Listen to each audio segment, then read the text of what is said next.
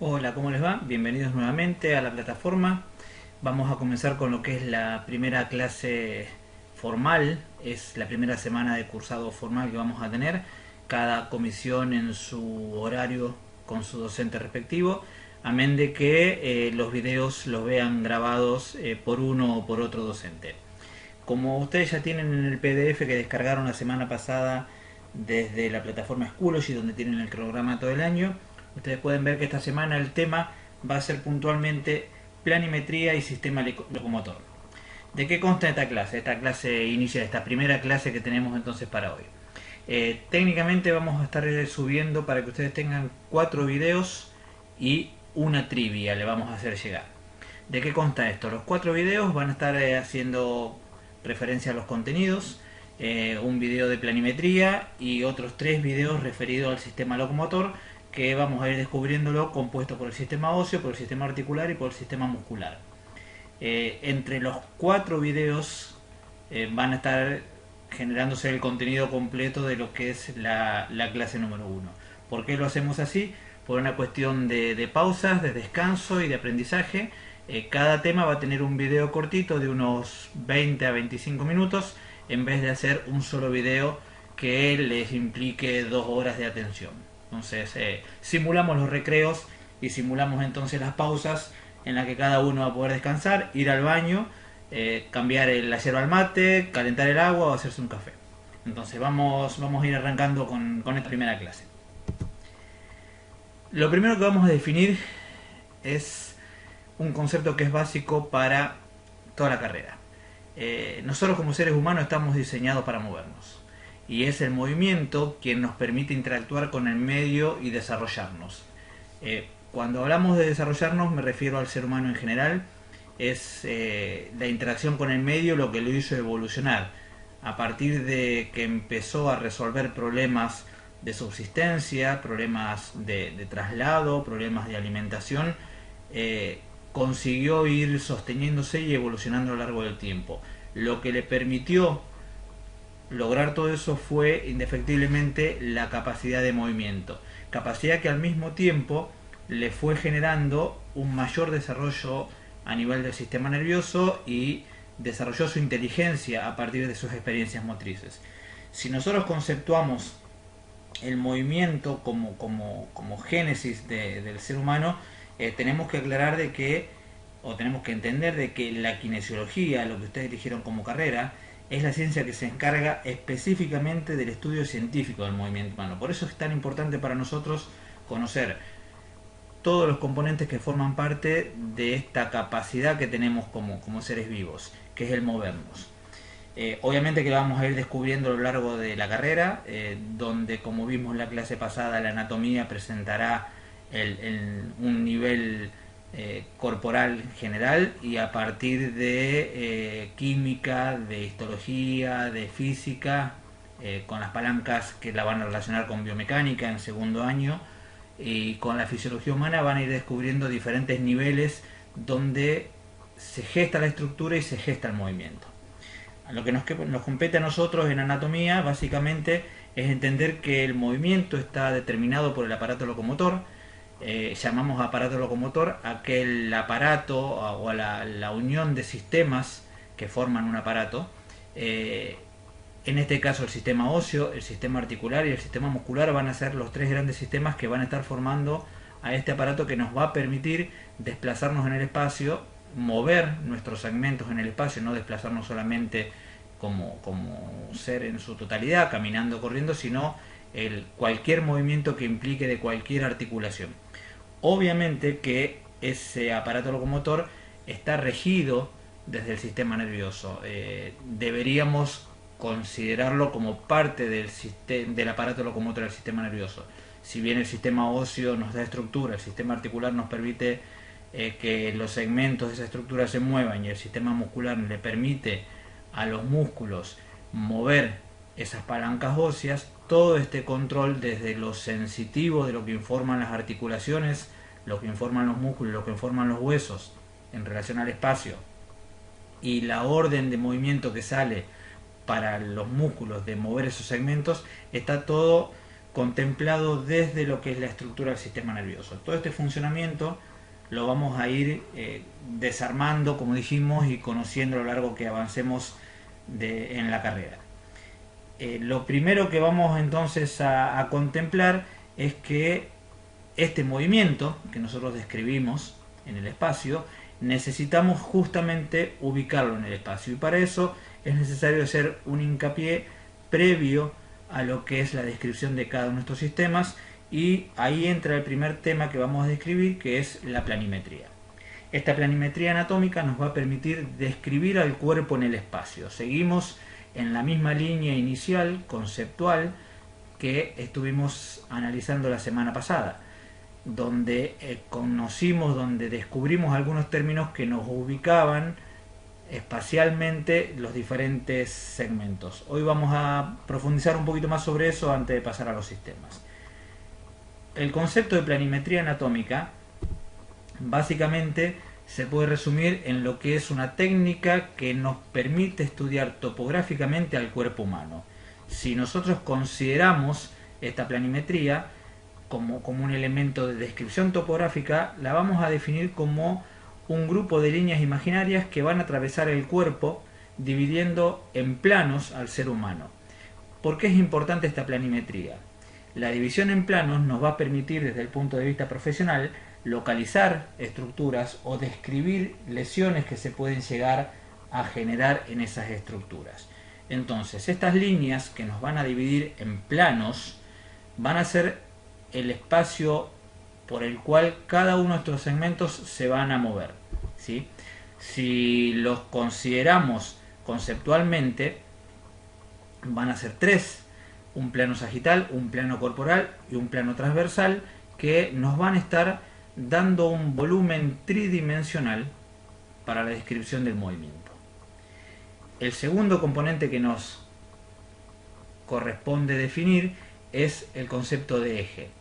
Vamos a ver que si bien el segmento corporal se mueve a través de un plano, se va a tener que mover en ese plano alrededor de un eje. Va a ser entonces la relación entre el plano en el cual el segmento se está desplazando y a través del eje del cual se está desplazando quienes van a determinar la posibilidad de movimiento del cuerpo o de un segmento del cuerpo en el espacio.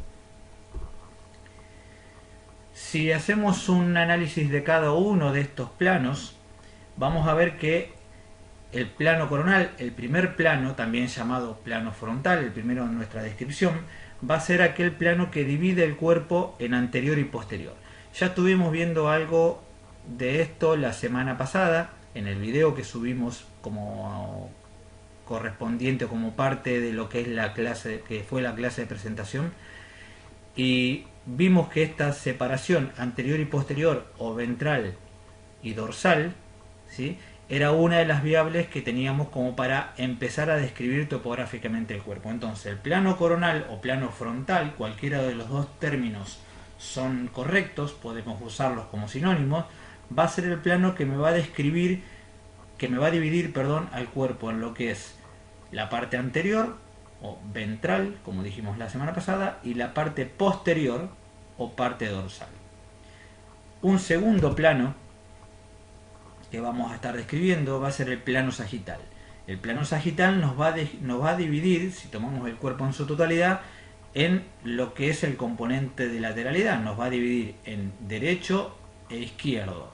Obviamente que si este plano sagital lo tomamos a lo largo de un segmento y lo hacemos pasar por lo que es el cuerpo de la pierna o la estructura del miembro inferior o del miembro superior, como ya no podemos estar hablando de izquierdo y derecho, porque eso corresponde a lo que es el eje central, que es la columna y el tronco, ya que tenemos una pierna derecha y una pierna izquierda divididas justamente por este plano sagital, cuando llevamos ese plano a lo que es el miembro inferior en sí, la división la va a estar generando en lo que es externo o interno. Como lo vimos la semana pasada, también lo podemos definir como lateral, lo que es externo, o medial, lo que es interno. Si pasamos al tercer plano, lo que vamos a denominar como plano transverso o plano horizontal, va a ser el plano que nos divide el cuerpo en lo que es superior, como vimos la semana pasada, también craneal o cefálico, de lo que corresponde al espacio inferior, podal o caudal, que eran los otros nombres que habíamos asignado la semana pasada, dividiendo entonces el cuerpo a partir de este plano en esos dos componentes.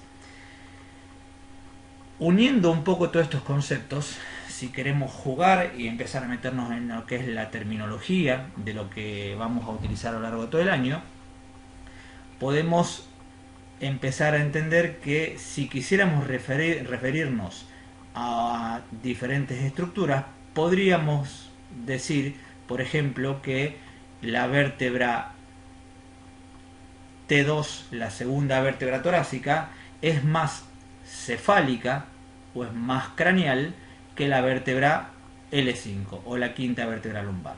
Si queremos jugar con el concepto de caudal, podemos decir, por ejemplo, que el tobillo tiene una ubicación más caudal que la cadera. Si vamos a las estructuras que podemos describir en el plano frontal, podemos decir que el esternón está en la cara anterior o cara ventral del organismo, mientras que las vértebras de la columna vertebral o las apófisis espinosas, que ya vamos a conocer que es uno de los componentes de la vértebra, es de ubicación posterior respecto del esternón.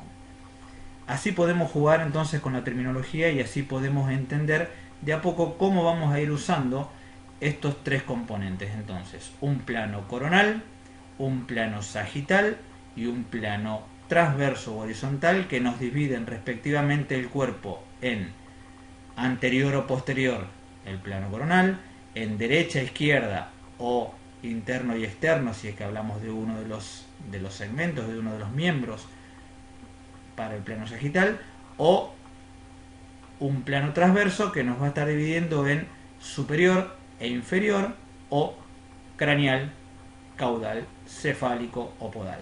Cualquiera de los términos que estamos usando como sinónimos son viables a la hora de describirlo.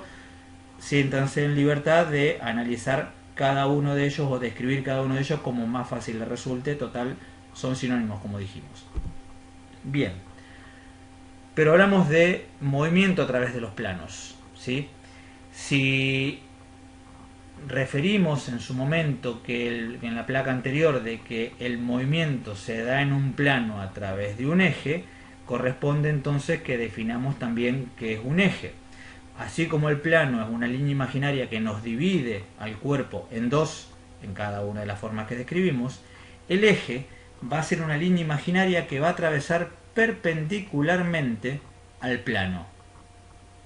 Repito, es una línea imaginaria que va a atravesar de manera perpendicular al plano, ¿sí?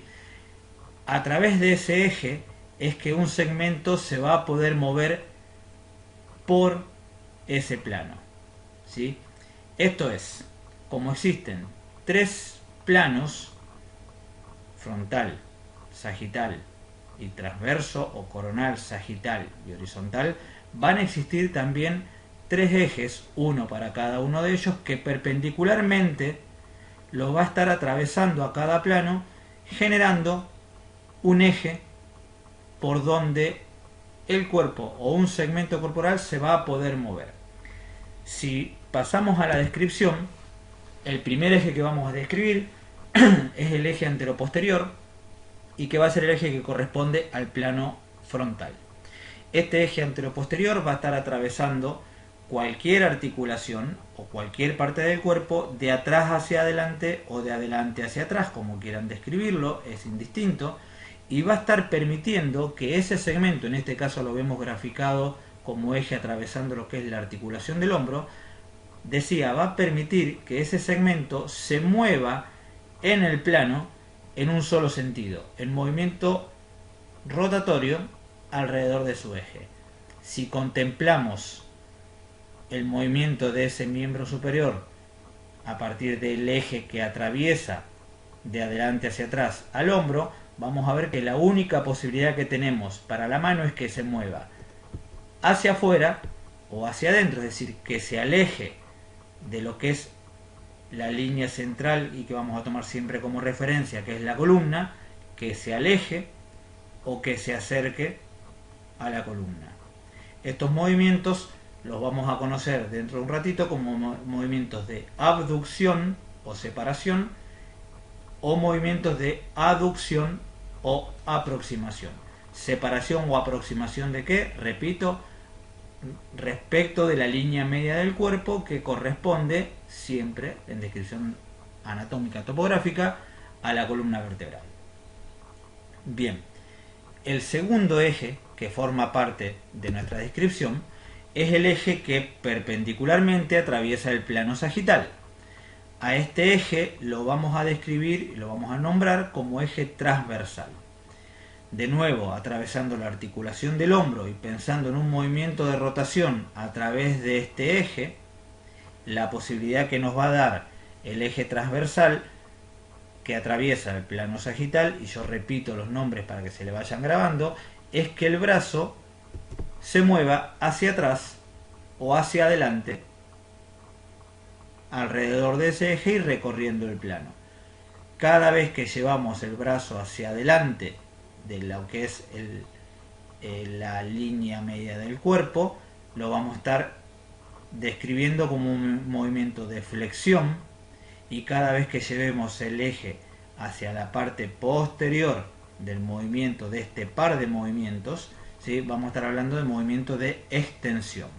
Ya después iremos viendo en cada articulación cómo corresponde esta definición global en cada una de ellas, ¿sí? Vamos a ver que tanto el hombro, como el codo, como la muñeca, como los dedos, como la rodilla, la cadera, los tobillos o hasta el mismo tronco, la columna vertebral, tiene movimientos de flexión y extensión. Esto es llevar el cuerpo hacia adelante. Cuando nos agachamos a buscar algo en el piso, hacemos un movimiento de flexión de tronco. Cuando llevamos la espalda hacia atrás, queriendo agarrar algo que está por detrás de nuestra ubicación, estamos haciendo un movimiento de extensión de tronco. Si llevamos la mano hacia adelante, doblando el codo para tocarnos la frente, estaremos flexionando nuestro codo. Si llevamos la pierna hacia atrás, extendiendo la cadera, haciendo una contracción del glúteo mayor, que ya lo vamos a descubrir como músculo principal de la extensión, vamos a estar haciendo justamente ese movimiento. Entonces, así empezamos a describir lo que son pares. Vamos a ir al último par y vamos a volver a este concepto de pares de movimiento. El tercer eje que nos compete es el eje que perpendicularmente va a estar atravesando el plano transverso. Obviamente va a ser un eje vertical, lo vamos a llamar eje longitudinal, también se lo puede llamar eje vertical, y puede atravesar tanto, como dijimos hoy, un segmento o al cuerpo en su totalidad. En este caso, por ser un eje vertical, ¿sí?, la posibilidad de movimiento rotacional que nos va a dar es hacia un lado o hacia el otro del eje. En este caso, los movimientos que me permite el eje longitudinal son movimientos rotacionales, que se pueden describir en un segmento, como puede ser el miembro superior o el miembro inferior, con una rotación hacia afuera, o rotación externa, o rotación lateral, para usar los sinónimos, o hacia adentro, describiendo lo que sería la rotación interna, rotación medial, también la podemos describir. Obviamente que dijimos que el concepto lateral o medial corresponden solamente a los segmentos. ¿Por qué? Porque si lo contemplamos y lo pensamos desde lo que es el eje del cuerpo, no tengo la posibilidad de describir medial o lateral, interno o externo, porque esta descripción segmentaria de lateral, externo, medial, interno es la aproximación o el alejamiento respecto de la línea media. Si paso el eje por la línea media, pierdo esa capacidad. Entonces, ¿cómo lo voy a estar describiendo este movimiento rotacional cuando me refiero al tronco? Ya no como externo o interno, sino que voy a estar describiendo lo que correspondería a una rotación hacia la izquierda si miro hacia la izquierda, o rotación hacia la derecha si miro hacia la derecha. A partir de acá, entonces, de estos tres planos, plano coronal, plano sagital y plano transverso u horizontal, con sus correspondientes ejes, eje anteroposterior para el plano coronal, eje transversal para el plano sagital y eje longitudinal para el plano transverso, es que se van a dar todos y cada uno de los movimientos que el cuerpo puede realizar en el espacio. Acuérdense que siempre lo vamos a estar describiendo en forma de pares de movimiento. El par, separación, aproximación, corresponden a un movimiento que se realiza siempre y no hay otra posibilidad en el plano coronal a través de un eje anteroposterior o alrededor de un eje anteroposterior, mejor dicho. El par de movimiento flexión o extensión es un par que se va a desarrollar siempre y no hay otra posibilidad a través del plano sagital alrededor de un eje transverso o transversal. Y los movimientos rotacionales, ya sean interno o externo para los segmentos o rotación izquierda, rotación derecha para el tronco, son movimientos que se van a dar siempre alrededor de un eje longitudinal en el plano transversal u horizontal. Si pasamos a la siguiente imagen, ahí lo que tenemos es toda la descripción que acabamos de hacer a modo de resumen. Y fíjense que lo que hicimos para que le quede más fácil a la hora de ubicarlos y no perderse es respetar los colores de los planos. Ustedes están viendo el plano coronal en colores de lo que es la gama de los azules y los celestes, lo tenemos señalado en celeste, y el eje que corresponde, que es el anteroposterior, está remarcado en azul. Como dijimos que este plano coronal divide en posterior y anterior, lo que está marcado por la flecha, posterior o dorsal o anterior y ventral, están también remarcados con el mismo color que corresponde al plano. Hicimos exactamente lo mismo para el plano sagital, que me divide en color medio ladrillo, en derecho o izquierdo o lateral, externo, medial o interno si nos referimos a los segmentos, ¿sí?